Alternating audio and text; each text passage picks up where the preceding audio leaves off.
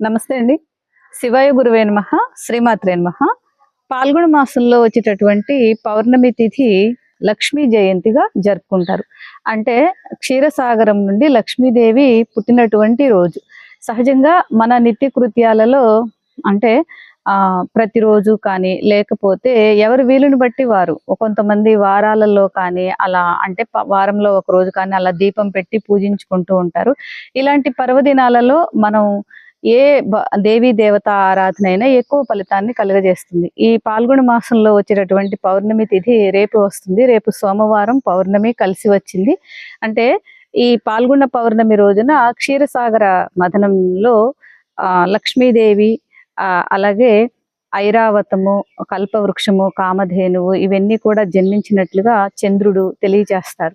అంటే ఇక్కడ ఇంకొక తత్వం కూడా దాగి ఉంది. ఏంటి అంటే మనకి మనస్కారకుడు చంద్రుడు.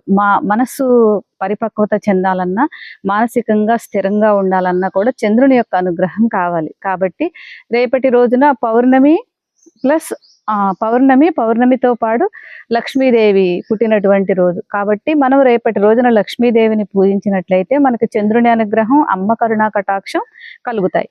అంతేకాకుండా ఎప్పుడైనా అమ్మను అయ్యతో కలిపి పూజించాలి. లక్ష్మీ నారాయణులను పూజించాలి. అంటే సహజంగా లక్ష్మీదేవి అంటే మనం డబ్బు అనే అనుకుంటాం, కానీ కాదు. అమ్మ మనల్ని అష్టలక్ష్మీ రూపాలుగా ఉండి మనల్ని సదా వెన్నంటి మనకి ప్రతి పనిలోనూ కూడా మనతో తోడుండి మనకు విజయాన్ని కలుగజేస్తుంది, మనకు తోడుగా ఉంటుంది. ఎలాగో అంటే సహజంగా మనకి అష్టలక్ష్మిలుగా లక్ష్మీదేవిని చెప్తారు.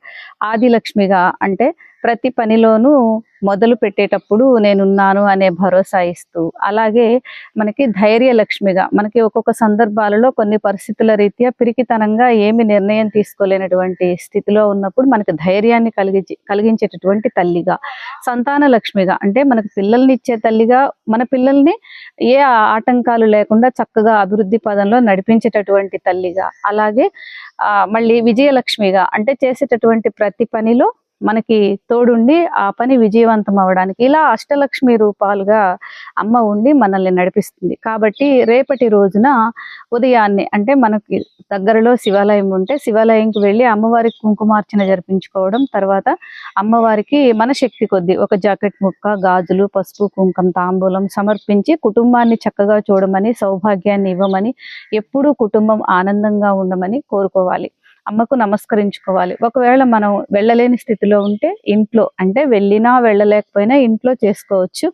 పూజా మందిరంలో ఆవునేతితో దీపం పెట్టి లఘువుగా విఘ్నేశ్వర పూజ చేసుకుని మామిడి ఆకులు కానీ లేకపోతే తమలపాకులు కానీ 9 ఆకులు మధ్యలో గంధం రాసి కుంకుమ బొట్టు పెట్టి పూజా మందిరానికి కట్టుకొని తర్వాత లక్ష్మీదేవి కానీ లలితాదేవి కానీ లక్ష్మీనారాయణులు అలా విష్ణు వంశకు చెందినటువంటి ఏ ఫోటో అయినా లేదంటే ఏ అమ్మవారికైనా పర్వాలేదు ముందుగా నీళ్లు చల్లి గంధం రాసి కుంకుమ బొట్టు పెట్టి సువాసన వచ్చేటటువంటి పుష్పాలు పెట్టాలి. పూలమాల కానీ సువాసన వచ్చే పుష్పాలు కానీ పెట్టి ఒక 9 రూపాయి బిళ్ళలు తీసుకుని ఓం ఐం హ్రీం శ్రీం లక్ష్మీనారాయణాయ నమః, ఓం ఐం హ్రీం శ్రీం లక్ష్మీనారాయణాయ నమః అంటూ 9 రూపాయి బిళ్ళలతో పూజించి తర్వాత లక్ష్మీ అష్టోత్తర నామాలతో మనం కుంకుమతో కానీ అక్షంతలతో కానీ పూజించుకోవాలి. ఒకవేళ అష్టోత్తర నామాలు రాకపోతే ఓం శ్రీ లక్ష్మీనారాయణాయ నమః అంటూ 108 సార్లు పూజించి సాంబ్రాణి కడ్డీలు వెలిగించి దీపం అద్ది తర్వాత క్షీరాన్నం నైవేద్యం పెట్టాలి. ముఖ్యంగా అంటే ఎక్కువ పాలు పోసి